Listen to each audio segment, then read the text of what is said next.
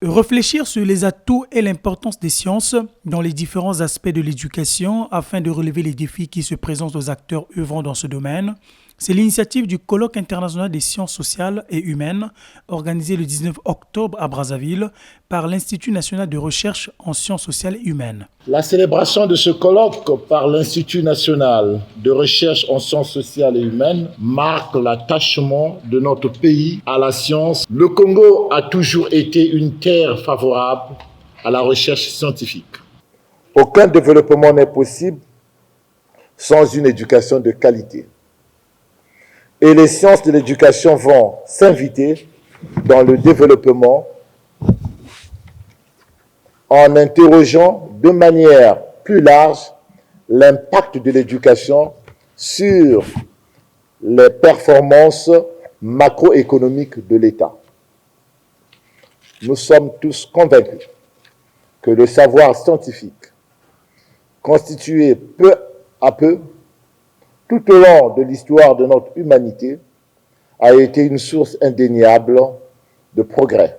La construction des connaissances scientifiques appartient au patrimoine de l'humanité, comme les monuments, les sites créés et façonnés par les différentes civilisations.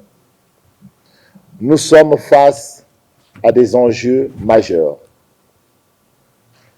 Les réponses devraient se bâtir à l'aide de la démarche scientifique, en partageant les connaissances de manière responsable, en évitant les recours à des visions obscurantistes.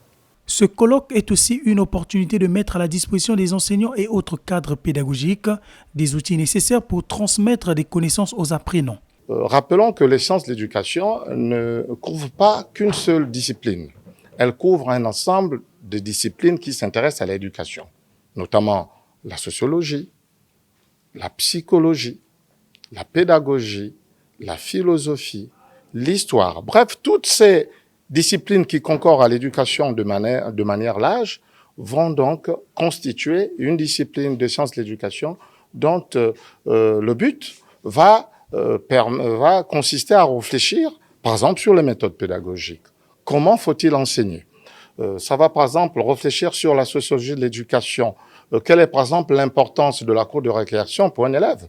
Parce que la classe, ce n'est pas seulement ce qui se passe en classe, mais aussi hors la classe. Donc, les tenants des centres d'éducation vont offrir un certain nombre d'outils pour permettre de penser l'éducation au sens large, à la fois dans la classe et hors la classe. Les sciences de l'éducation vont s'intéresser aussi au processus de professionnalisation. Par exemple, vous savez que pour être enseignant, il faut être formé. Et la formation va donc donner un certain nombre de dispositifs et de pratiques.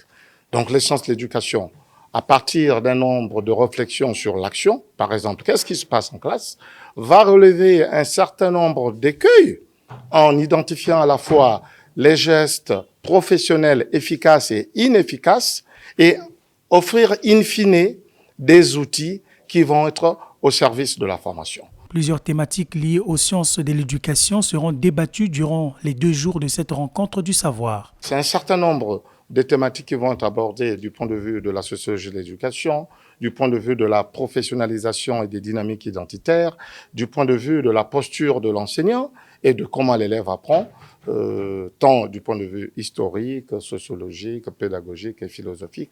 Donc voilà, c'est un peu autour de ces thématiques que ce colloque va tourner pour permettre à l'éducation d'être une éducation de qualité. Le colloque international des sciences sociales et humaines, axé sur le thème « La place des sciences dans la formation des professionnels de l'éducation », a regroupé les enseignants venus du Gabon, du Cameroun, du Sénégal, de la Côte d'Ivoire et du Burkina Faso.